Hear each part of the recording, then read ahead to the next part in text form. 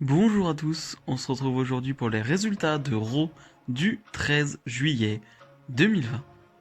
Petite annonce, voilà, ça n'a pas de rapport avec ma chaîne YouTube, mais je commence les lives sur Twitch, sur le jeu de catch WWE 2K 2020. Voilà, je fais un mode univers à ma façon, et voilà, donc n'hésitez pas à me rejoindre, je vais live tous les jours à peu près. Donc voilà, je vous mets le lien dans la description, et venez me rejoindre, on va parler catch, on va parler de tout, donc venez me voir. Et bien sûr, n'hésitez pas à aller sur mon Utip, voilà, juste regarder une pub ou deux, voilà, pour m'aider et pour aider cette chaîne. Merci d'avance.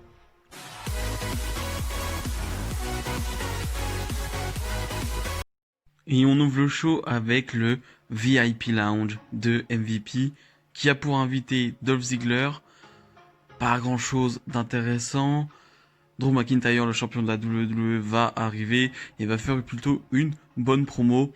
Mais encore une fois, on est à une semaine d'Extreme Rules.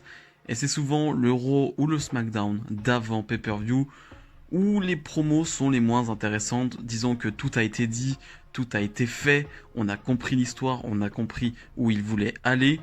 Donc du coup, c'est vrai que les promos d'avant pay-per-view sont souvent moins intéressantes.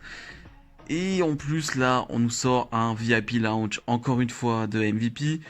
J'aime bien le rôle d'MVP en tant que manager de Bobby Lashley, mais vraiment faire un VIP Lounge toutes les semaines, où t'as MVP qui est présent encore dans un VIP Lounge de 5-10 minutes, bon, on peut s'en passer quand même.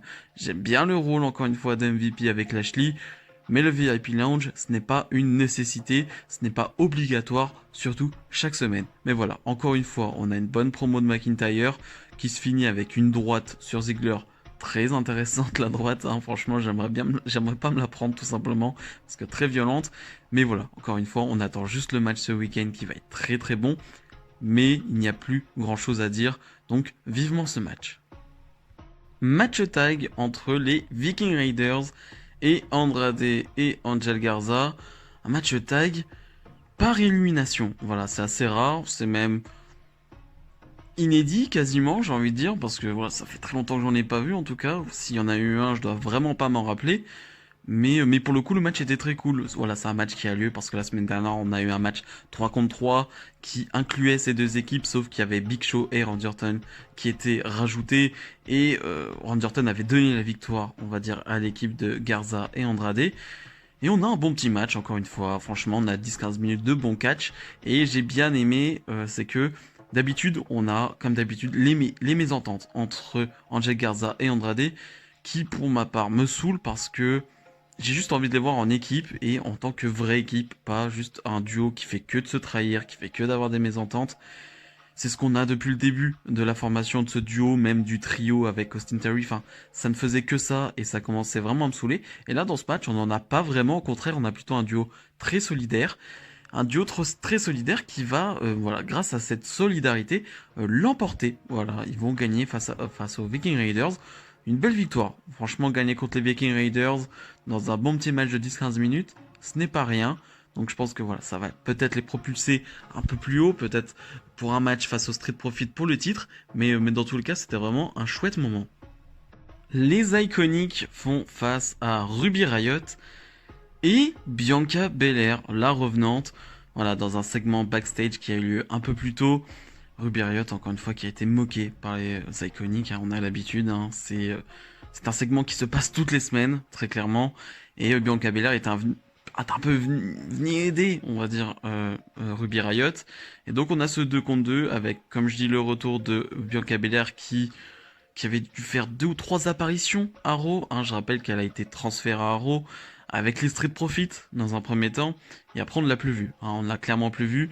À ce qui paraît, Vince McMahon n'a pas apprécié le peu qu'il a vu de Bianca Belair, ce qui est complètement bête, parce que c'est pas sur 3 minutes de match 2 fois à Raw que tu peux, comment dire, comprendre ou juger une personne. Enfin, c'est incompréhensible. Mais bref, en tout cas, ça fait plaisir tout simplement de voir Bianca Belair et une configuration de match assez classique, c'est-à-dire que Ruby Riott va se faire dominer tout le match et on va avoir le tag de Bianca Belair qui va tout rafler, tout simplement, qui va vraiment tout défoncer, hein, pour être vraiment très franc, et qui va l'emporter avec un superbe tag, un superbe hot tag. Donc tout simplement, il n'y a pas grand chose à dire, juste revoir Bianca Belair catcher, c'est un pur bonheur. Voilà, moi c'est tout ce que je demande. Je demande pas voilà, qu'elle aille pointille, je demande pas ça pour le moment. Je demande juste qu'on la voit chaque semaine, qu'on lui donne du temps d'antenne. Elle a du talent, cette fille, elle a un gros physique, un gros charisme. Voilà, ne faites pas n'importe quoi. Elle a vraiment un gros potentiel, donc juste mettez-la à l'écran et elle fera le boulot. On est censé avoir un match pour le titre 24/7 entre R-Truth le champion et Akira Tozawa qui va être lui encore accompagné de ses ninjas. Mais bref, c'est pas ce qui est le plus important. Shayna Baszler va arriver et va frapper ses ninjas. Et voilà, Akira Tozawa et R-Truth vont s'en aller. Mais oui, Shayna Baszler est de retour. On parlait de Bianca Belair qui était de retour.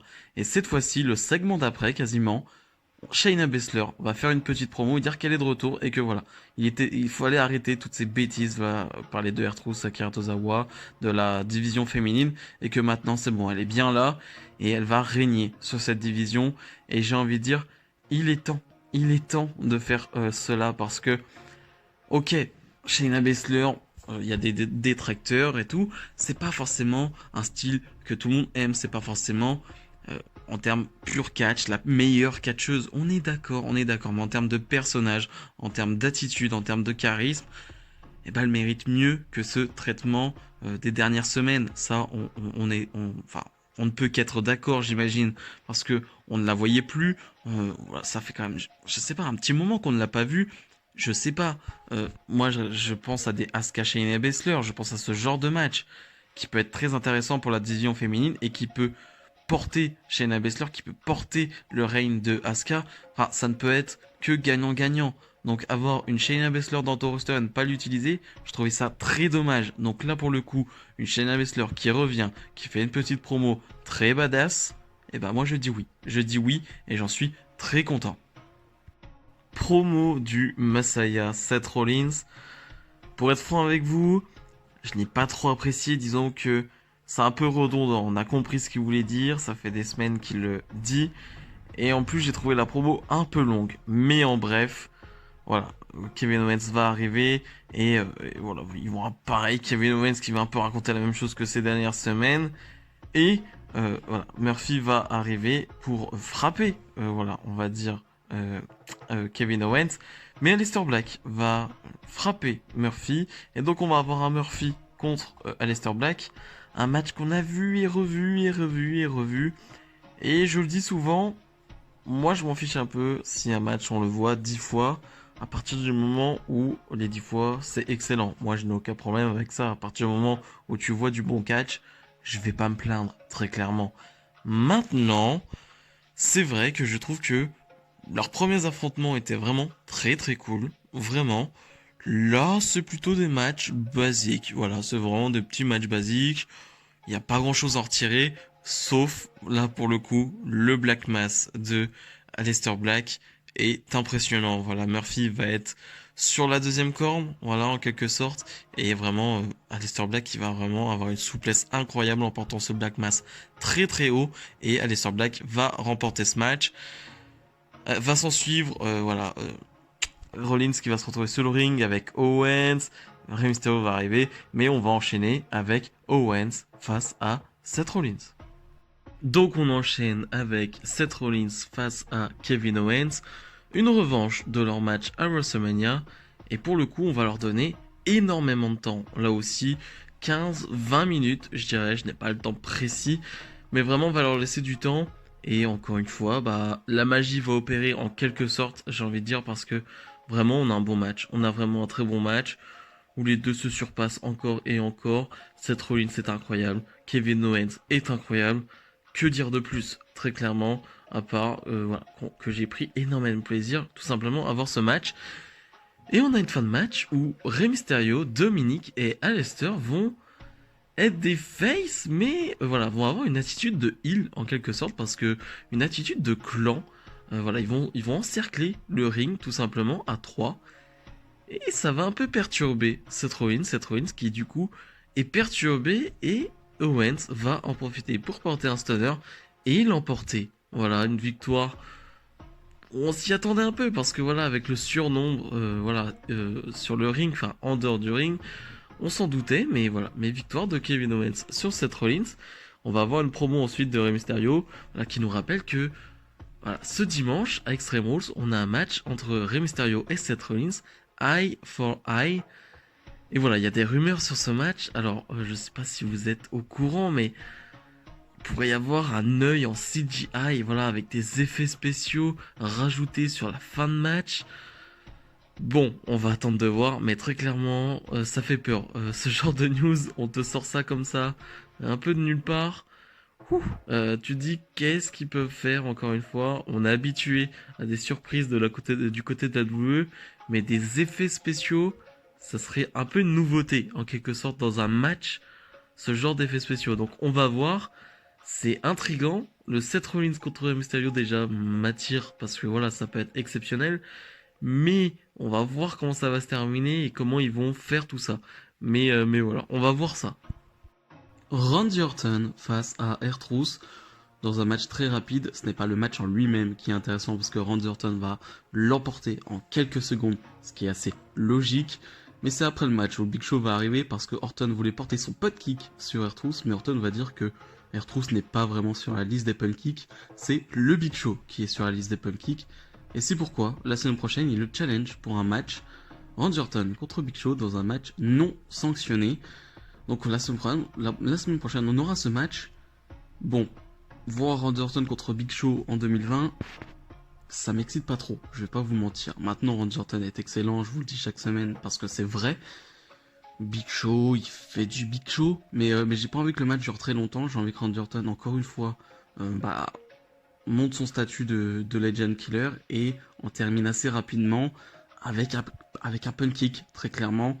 Et je veux pas que ça dure parce que si on nous met 10-15 minutes de Orton Big Show, ça peut être très compliqué, ça peut être très dur, ça peut être, ça peut être très compliqué à voir parce que voilà, Big Show, on est en 2020 les gars, Big Show déjà en 2010 et tout, c'était compliqué, donc là en 2020 face à Orton, j'ai pas envie de voir ça, mais voilà, faut qu'Orton en finisse vite et qu'il passe à autre chose. Ricochet fait face à Bobby Lashley. Ça se tourne autour entre ce petit monde avec Alexander, avec MVP. Voilà, vraiment, ça se tourne autour avec Apollo Crews aussi pour le coup. Et donc on a ce match et c'est un bon match parce que Bobby Lashley en homme dominant, en homme voilà costaud qui fait face à un Ricochet très agile, ça fonctionne très bien. Alors oui, Lashley va ultra dominer le match quand même et Ricochet aura seulement quelques comebacks, mais les quelques comebacks sont très sympas et vraiment c'est vraiment le genre de match qui te dit ils ont perdu du temps quand même avec Bobby Lashley quand même depuis un petit moment. Je suis pas un grand fan du catcheur, voilà, je vous dis pas que c'est le gars le plus charismatique du monde, mais je trouve quand même qu'ils ont perdu du temps parce que rien que de le booker comme ça, et ça change tout. Au final, Bobby Lashley va l'emporter avec sa full Nelson et va porter aussi une full Nelson sur Cedric Alexander pour encore une fois montrer toute sa supériorité. Donc encore un bon booking pour Bobby Lashley. Après que Ricochet perde ou non, j'ai envie de dire on est à un point, on a un niveau où on s'en fout en fait parce que voilà, c'est fini Ricochet. Donc à la limite, je m'en fous. Mais Lashley, lui, continue sa marche en avant. Et je comprends toujours pas pourquoi MVP affronte Apollo Crews pour le titre des États-Unis à Extreme Rules. Enfin, je le comprends un peu dans le sens où on n'a pas envie de mettre directement Lashley contre Apollo Crews parce que Lashley devrait l'emporter vu comment il est booké. Et on nous met MVP, donc je pense que voilà, on verra dans mes pronostics que je ferai vendredi. Mais je pense que la suite ce sera Bobby Lashley. Mais en tout cas, oui, c'était vraiment un très bon moment. Et le main event, un match pour le titre tag féminin. Sasha Banks et Bayley défendent face aux Kabuki Warriors. Je vais commencer par le seul point négatif, j'ai envie de dire, c'est-à-dire que pour moi le match dure 5 minutes de trop. Voilà, c'est encore une fois, je vais le dire, c'est un excellent match, vraiment, c'est un excellent match.